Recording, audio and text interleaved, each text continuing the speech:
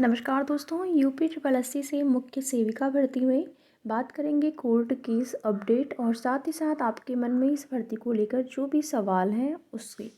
तो यहाँ पर देखेंगे कोर्ट केस अपडेट, जिसमें कि ये आपकी रिट संख्या है, जिसमें कि नेक्स्ट डेट जो है आपकी लगी हुई है और फर्स्ट हियरिंग डेट 3 जनवरी और नेक्स्ट हियरिंग डेट आपकी 21 जनवरी को लगी हुई है। तो अलग अलग मामले को लेकर जो बहनें हैं वो जा रही हैं माननीय न्यायालय में, जब भी उनको लग रहा है या फिर जिस भी मैटर को लेकर उनको ये लग रहा है कि ये मामला जो है उस पर हमको जीत मिल सकती है, तो इन तमाम तरह की चीज़ों को लेकर, चाहे वो नॉर्मलाइजेशन में नंबर कम हुए हों या फिर कुछ प्रश्नों को लेकर, तो बहनें जो है लगातार वो आयोग जा रही हैं। अपनी आयोग तो पहले उन्होंने जो है आयोग का ही सहारा लिया, आयोग गए, लेकिन आयोग से जब उनको कुछ सकारात्मक जवाब नहीं मिला तो वो माननीय कोर्ट में गई हुई हैं। और कोर्ट में आप सब ये यहाँ पर देख सकते हैं, ये रेट संख्या जिस पे कि उनको ये डेट मिली हुई है। ठीक है, ये तो हो गई कोर्ट केस की अपडेट। अब आगे बात करेंगे आपकी भर्ती में, और ये यहाँ पर आप सभी देख सकते हैं पिटिशनर का नाम दिया गया है, काजल एंड 28 अदर्स।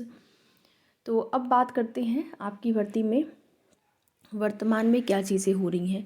तो ये तो सभी को पता है कि डीवी का प्रोसेस जो है आपका हो रहा है। तो क्या डीवी स्किप हो रही हैं? तो बिल्कुल हो रही हैं, लेकिन डेली नहीं हो रही है, हर शिफ्ट में। जैसे कि 2 शिफ्ट में आपका डीवी हो रहा है, मॉर्निंग और इवनिंग। तो जो है कभी कभी डीवी स्किप हो जा रहा है 1-2, लेकिन डेली नहीं हो रहा है। तो भी आप मान के चलिए लगभग यहाँ पर।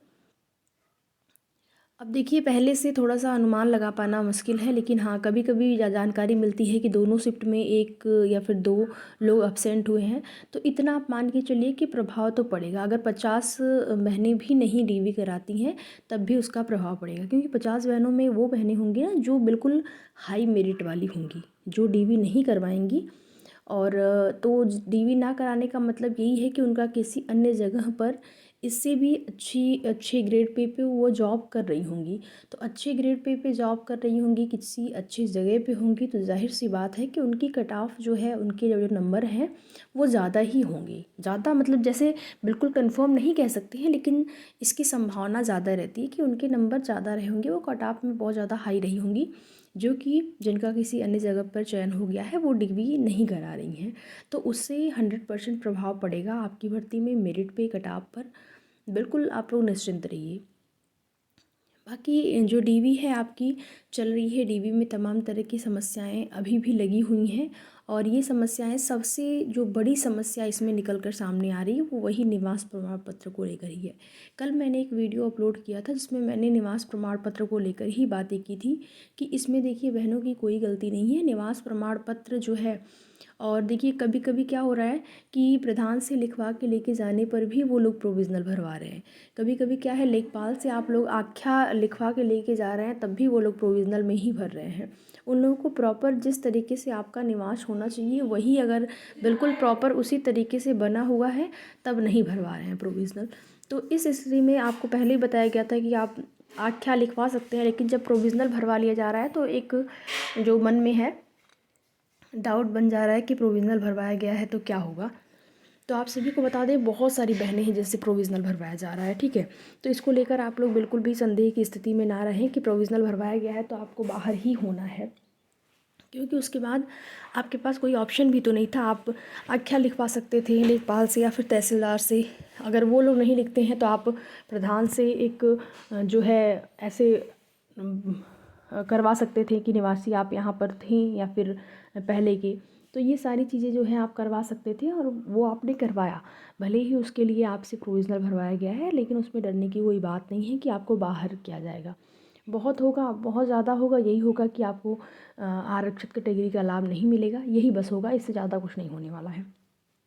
क्योंकि जो आरक्षण का लाभ लेने वाली बहनें हैं उन्हीं का निवास ज़्यादा ज़रूरी है। जिनको आरक्षण का लाभ नहीं लेना है, जो अनरिजर्व कैटेगरी में है, उनके लिए निवास ज़रूरी भी नहीं है। ठीक है, तो ये तो बात हो गई निवास प्रमाण पत्र की।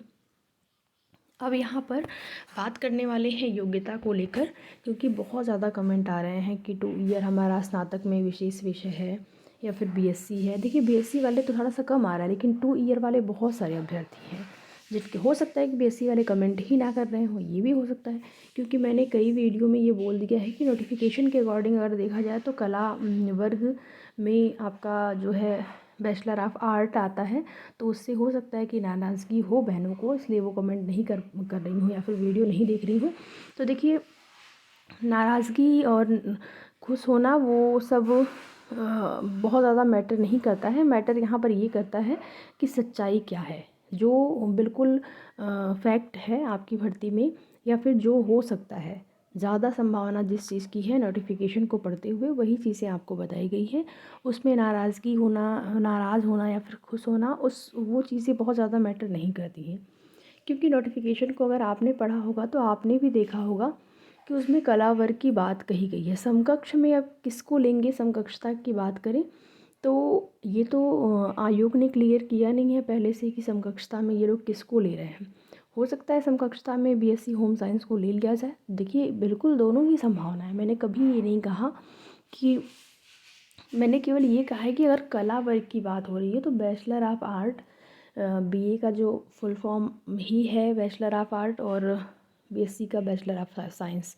तो अगर कला वर्ग की बात करें तो वो आपका बैचलर ऑफ आर्ट ही इसमें आता है, कला वर्ग में बीए ही आता है।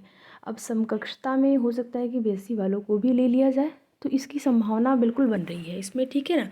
और यही संभावना मैंने आपको पहले से ही बताई है। बिल्कुल हम ये नहीं कह सकते हैं कि हाँ 100% ही बीएससी वाले लिए जाएंगे, 100% नहीं कह सकते हैं, क्योंकि डाउट की स्थिति बनी हुई है। तो 1% यहाँ पर वो जो डाउट है वो बना हुआ है अभी भी।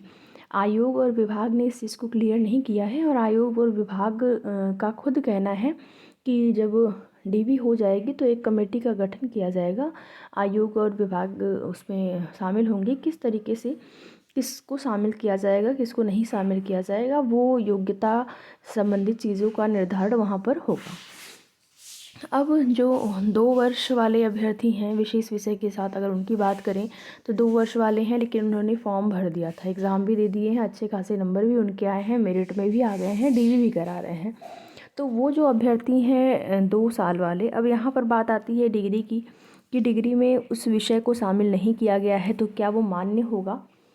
तो देखिए मैंने आपको बताया कि समकक्षता वाली जो बात है उसमें ये लोग ले सकते हैं। जो पहले की मुख्य सेविका पद पर आसीन जो लोग जॉब कर रहे हैं उन लोगों का क्या है, प्रमोशन से वो लोग इस पद को प्राप्त की थी।